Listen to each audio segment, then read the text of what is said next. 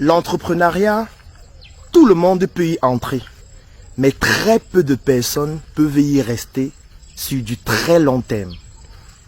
Chaque jour, je vois des personnes qui me disent « Claudel, j'ai envie de me lancer en entrepreneuriat, mais je manque de financement. » Et moi, ça m'étonne toujours. Je me dis « Mais attends, est-ce que pour se lancer en entrepreneuriat, il faut le financement ?» Tu n'as pas besoin de financement. Avec les nouvelles techniques de l'information et de la communication qui sont à notre disposition aujourd'hui, l'accès à l'entrepreneuriat est devenu extrêmement simple et extrêmement facile. Dès ce soir, tout le monde peut se lancer en entrepreneuriat. Et je vais vous prendre l'exemple avec un monsieur qui, a de cela 3 semaines, m'a contacté et me disait « Claudel, je veux me lancer dans un projet. Je veux vendre les chaussures, mais je n'ai pas de capital. Comment faire ?» Et moi, je lui ai posé la question « Mais attends, pour vendre les chaussures, il faut le capital. » Moi, je ne comprends pas. Vous êtes dans l'Antiquité. Vous avez des cerveaux qui sont encore à l'âge de la pierre taillée. On va faire une expérience qui est très simple. Première chose que tu dois faire, va rencontrer des fournisseurs qui vendent des chaussures. Tu prends les différents modèles de chaussures, tu prends les prix auxquels ils peuvent te laisser les chaussures. Je vais te montrer comment tu vas mettre ta marge et je vais te montrer la stratégie qu'on va adopter. Ce qu'il a fait et ensuite il prenait aussi les images de ces différentes chaussures. Ensuite je lui dis, je vais faire quelque chose de très simple. Je vais communiquer sur toi et sur tes chaussures et tu vas voir comment tu vas réussir à les vendre. J'ai commencé à communiquer sur lui, communiquer sur les chaussures qu'il vend dans les différents réseaux que j'ai. Et c'est comme ça que les gens ont commencé à le contacter pour acheter des chaussures. En un mois, il a fait un chiffre d'affaires de 2 350 000 francs avec des marges de plus de 230 000. Et lorsqu'on a fini l'expérience, je lui ai dit, tu as eu besoin de combien de capital pour le faire? Juste de te mobiliser un peu, juste d'être disponible lorsqu'un client te contacte afin de répondre au téléphone, aller livrer la chaussure ou alors de l'orienter là où la chaussure est disponible. C'est terminé. Tu as eu besoin de combien pour le faire?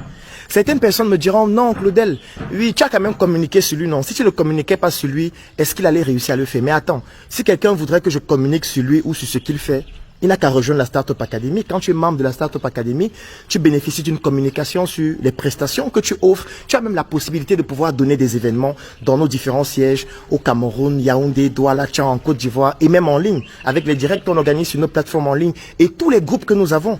Donc, ce n'est pas ça qui est compliqué de se lancer. Ce qui est compliqué, ce qui est extrêmement difficile, c'est de pouvoir y rester sur le long terme. Et pour pouvoir rester sur le long terme, c'est-à-dire, il a commencé à vendre les chaussures, c'est bien. Il a fait une marge de plus de 200 000 francs en un mois, c'est bien. Maintenant, s'il veut continuer cette activité pour y perdurer pendant 2 ans, 5 ans, 10 ans, continuer de progresser et continuer d'innover, il y a 2 compétences qu'il faut développer. Ces compétences sont extrêmement difficiles à développer. Elles sont au nombre de 2. La discipline et l'organisation. Si vous ne pouvez pas développer ces 2 compétences, qu'importe le budget dont vous disposez, qu'importe la pertinence de votre projet, vous ne pouvez pas résister dans cet environnement entrepreneurial extrêmement difficile sur le long terme. Je vais vous prendre un exemple personnel. En ce qui concerne par exemple la discipline. Moi je réalise une vidéo tous les jours depuis 6 ans. Ça veut dire que chaque jour je réalise une vidéo. Depuis 6 ans je le fais. De lundi jusqu'à dimanche je réalise minimum une vidéo par jour. Quand je le dis, vous avez l'impression que c'est facile. Je vais vous donner un exercice. Cette semaine nous sommes mercredi aujourd'hui. Commencez l'exercice demain, c'est-à-dire jeudi. Donc vous avez jeudi, vendredi, samedi et dimanche. Réfléchissez à une thématique que vous maîtrisez. N'essayez même pas de parler de ce que vous ne connaissez pas. Réfléchissez à une thématique que vous maîtrisez. Ça peut être par rapport à votre domaine d'études à l'école. Ça peut être par rapport à votre secteur d'activité professionnelle. Et vous prenez votre téléphone. Vous réalisez une vidéo de 2 minutes. Ne faites pas les vidéos longues comme moi. Moi, je peux faire une vidéo comme ça pendant 30 minutes sans arrêt. Et s'il y a une seule erreur, j'arrête, je reprends au début. Parce que je n'aime pas couper les vidéos. Faites une vidéo de 2 minutes seulement. Vous faites la vidéo jeudi. Vendredi, vous faites encore une 2e vidéo sur un autre thème. Samedi, vous faites une 3e vidéo. Dimanche, vous faites une 4e vidéo. Et chacune des vidéos que vous faites, vous postez sur votre page en ligne ou sur votre profil. Faites-le jusqu'à dimanche seulement.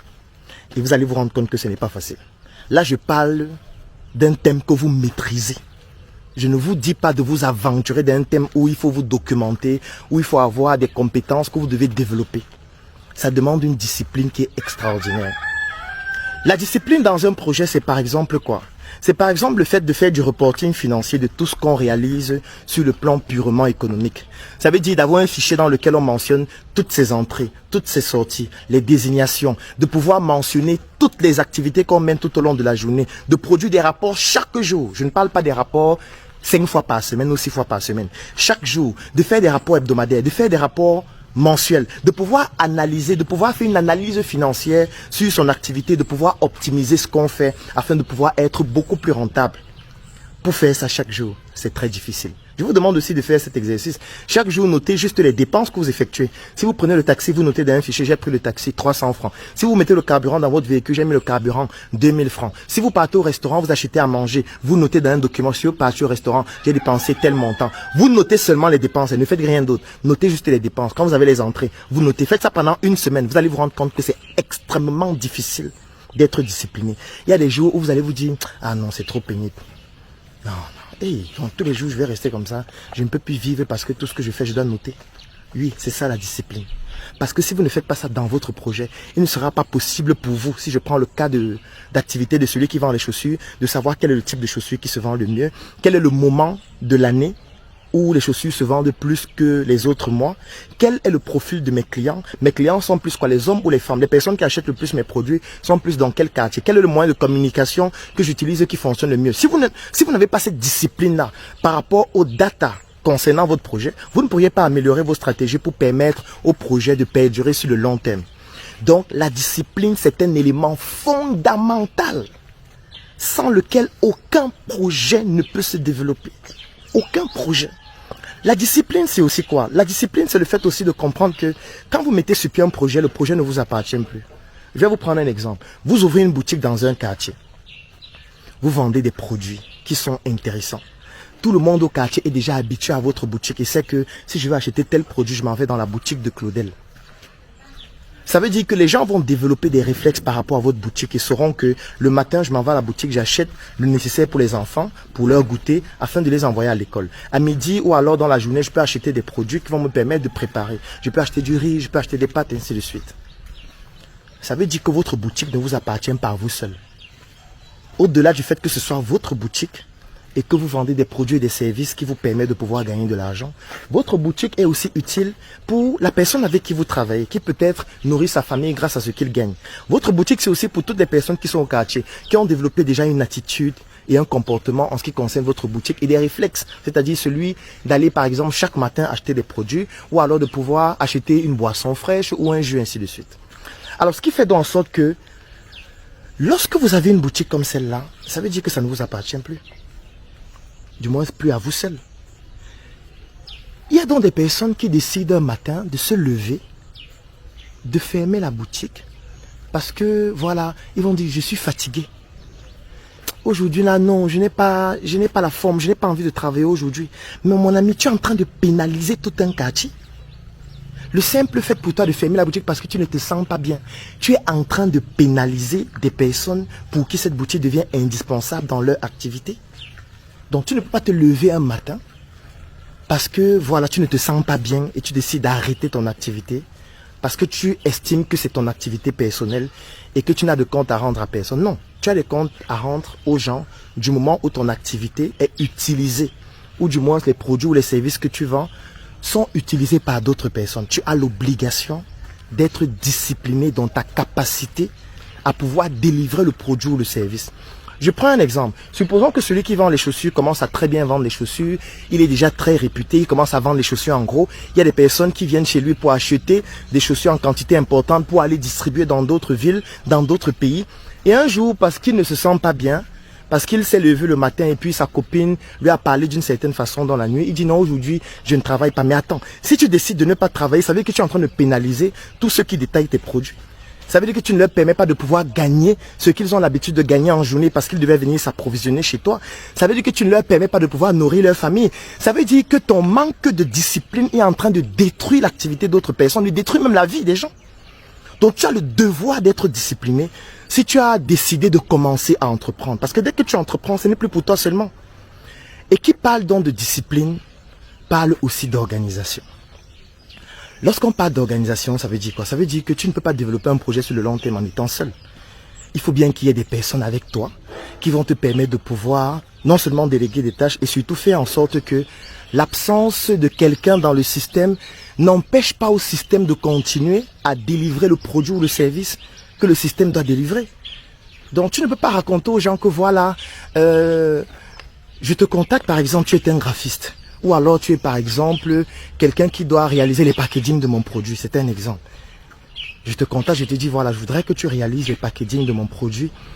Je te demande combien ça va me coûter. Tu me dis ça va te coûter 1 million de francs. Je dis d'accord. Voilà 800 000 francs. Je vais solder les 200 000 francs lorsque tu vas me livrer le produit. Je demande le délai. Tu me dis 1 mois. Je dis ok, il n'y a pas de problème. 1 mois, c'est gérable. Et après 1 mois, quand je te contacte, tu me dis j'étais malade. Je suis un peu déprimé ces derniers temps. J'ai perdu mon oncle. J'étais au village. Donc, contacte-moi le mois prochain. Mais mon cher ami, je n'en ai rien à foutre que tu sois malade.